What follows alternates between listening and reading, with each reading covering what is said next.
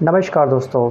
अगर किसी कर्मचारी को कंपनी में 12 साल तक रखा जाए तो आप उस व्यक्ति से क्या उम्मीद करोगे कि वो कंपनी को नई ऊंचाइयों पर पहुंचाएगा? यही उम्मीद करोगे ना।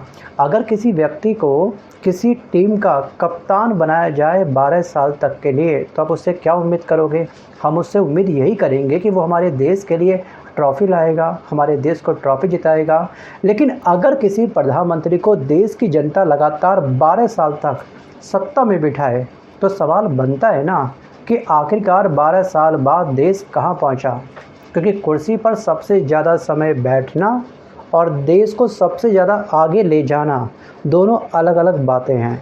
तो गाइस, आज मेन स्ट्रीम मीडिया आपको ये बता रहा है कि हमारे विश्व गुरु के बाबूजी नरेंद्र मोदी जी भारत के सबसे लंबे समय तक लगातार प्रधानमंत्री रहने वाले नेता बन चुके हैं।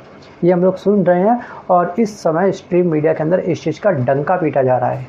लेकिन मैं आपसे एक दूसरा सवाल पूछना चाहता हूँ कि सबसे ज़्यादा समय मिला, सही बात है, लेकिन सबसे ज़्यादा हासिल हमारे इस विश्व गुरु को क्या हुआ? और इसी सवाल का जवाब आज हम तथ्य, आंकड़े और ज़मीन की हकीकत के साथ में खोजने का प्रयास करेंगे।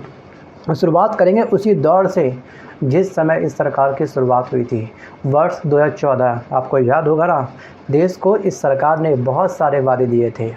या देश को कहा गया था कि हर साल 2 करोड़ नौकरियां आएंगी, विदेशों से काला धन वापस आएगा हमारे इस देश के अंदर, सब जनता के अकाउंट में एक मोटा पैसा पहुंचेगा, महंगाई पर लगाम लगेगी, किसानों की आय दुगनी हो जाएगी, 100 स्मार्ट सिटी हमारे इस देश के अंदर बनेगी और एक ऐसा भारत जिसकी दुनिया में एक अलग पहचान होगी। अब सवाल ये है कि 12 साल बाद इनमें से कितने वादे पूरे हुए? अगर हर साल 2 करोड़ नौकरी का आपने वादा किया तो 12 साल में कितनी नौकरी बनेगी? सोचिए एक बार, थिंक अबाउट इट।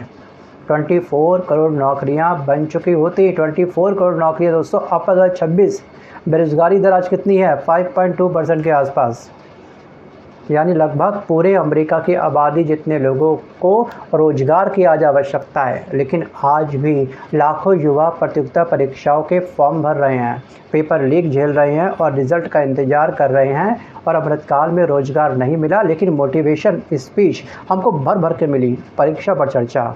लेकिन जब परीक्षा लीक हुई उस पर नो चर्चा। तब बनता है आम पन्ना। आम पन्ना खाओ, ठीक है, गर्मी दूर भगाओ।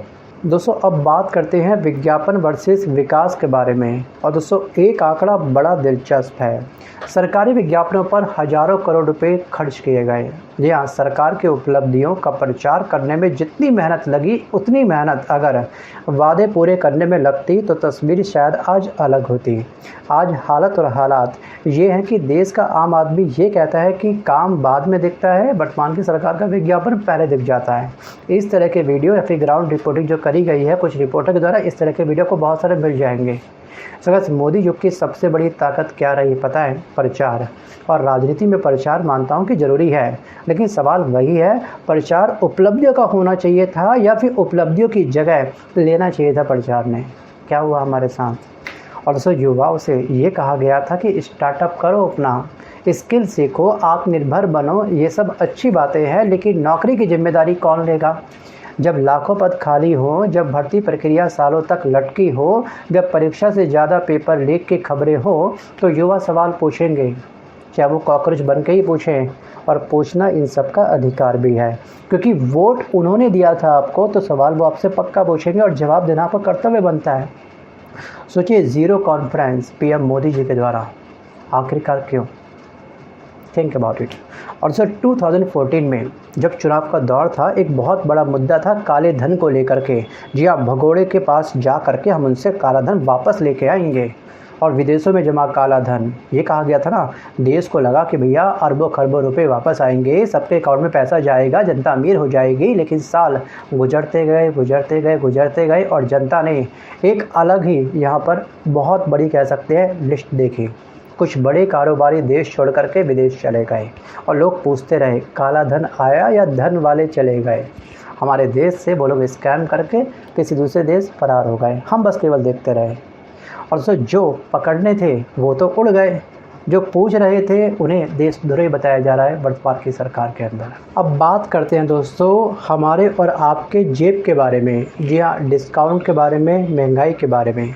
सो गाइस, सब्जी खरीदने जाओ, पेट्रोल खरीदने जाओ, दूध खरीदो, गैस सिलेंडर खरीदो या बच्चों की फ़ीस दो, हर जगह खर्च लगातार बढ़ते जा रहे हैं। और आम आदमी के ना सबसे बड़ा विश्वविद्यालय उसके घर का किचन होता है, और किचन कभी झूठ नहीं बोलता है। महंगाई के आंकड़े टीवी पर अलग दिख सकते हैं, लेकिन घर का बजट हमेशा सच्चाई बता ही देता है, आज नहीं तो कल। चलिए अब बात करते हैं विश्व गुरु। हमारे इस देश में 2014 में एक सबसे बड़ा वादा किया गया था किसानों की आय को लेकर के, कि किसानों की आय को दुगना कर दिया जाएगा। और आज भी किसान एमएसपी लागत और फसल के दाम को लेकर के संघर्ष कर रहा है। डीजल महंगा हुआ, खाद महंगी हुई, बीज महंगे हुए, लेकिन किसान की फसल का भाव वही पुरानी कहानी बना हुआ है। हाँ, अलग बात है कि किसान सम्मान निधि जरूरी मिली है, किसान को दी गई है, लेकिन सवाल ये है कि सम्मान निधि से सम्मान मिलता है या फिर उचित मूल्य से मिलता है किसान को सम्मान। सोचिए, ये हमारे अन्नदाता हैं। जब इन्होंने प्रोटेस्ट किया था, हमारे भारत में सबसे लंबा समय तक जो प्रोटेस्ट चला था वो था किसान का प्रोटेस्ट। सोचिए, पिछले 12 सालों में एक सपना हमको और दिखाया गया था, स्मार्ट सिटी का सपना। 100 स्मार्ट सिटी बनाई जाएंगी, यही तो हमसे कहा गया था। सुनने में कितना शानदार लगता था। लोगों ने सोचा था कि विश्व स्तरीय हमारी सड़कें बनेंगी, मक्खन जैसी सड़कें बनेंगी, बेहतरीन ड्रेनेज हमारा होगा, आधुनिक सुविधाएं होंगी। लेकिन आज भी कई शहर में बारिश में वो शहर तालाब बन जाता है, सड़कें गड्ढों में तब्दील हो जाती है, और जनता पूछती है कि स्मार्ट सिटी बनी कहाँ भाई, हमें तो दिखाओ, कागज़ पर बनी है या फिर ज़मीन पर। थिंक अबाउट इट, आपको क्या लगता है। फिर दोस्तों, चुनाव के समय पर एक वादा हमसे किया गया था काले धन को लेकर के, जिसको लेकर के नोटबंदी का ऐतिहासिक कदम उठाया गया था। कहा गया था कि काला धन खत्म होगा, इससे नकली नोट खत्म होंगे, यही कहा गया था ना, कि आतंकवाद कमज़ोर होगा, यही कहा गया था। फिर कुछ सालों बाद आंकड़े आए, मैक्सिमम नोट बैंक पर वापस पहुंच गए।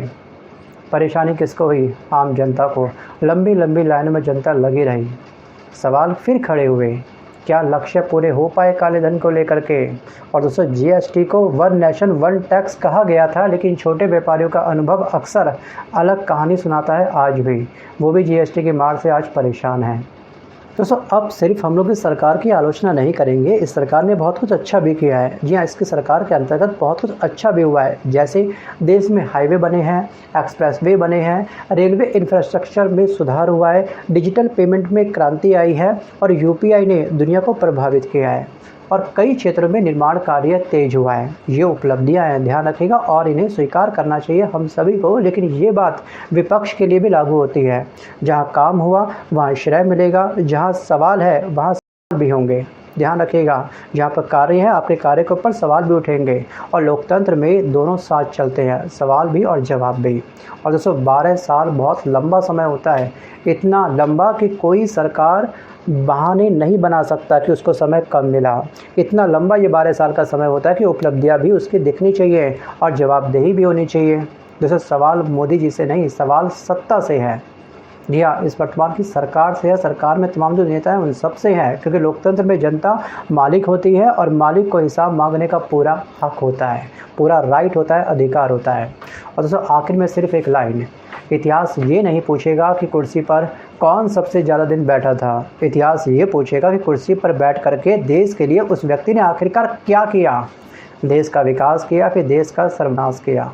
बरसों इस मुद्दे पर अब आपकी क्या राय है, कमेंट करके मुझे बिंदास बताइएगा कि इस सरकार की कौन सी उपलब्धि आपको अच्छी लगी, मतलब कि कौन सा इसने कार्य अच्छा किया, और कौन से कार्य से आप बिल्कुल असहमत हैं। अपना एक्सपीरियंस आप मुझे कमेंट करना मत भूलिएगा। तो आज के इस वीडियो में बस कर इतना ही, मिलता हूँ जल्द तक नए वीडियो के साथ, तब तक के लिए धन्यवाद।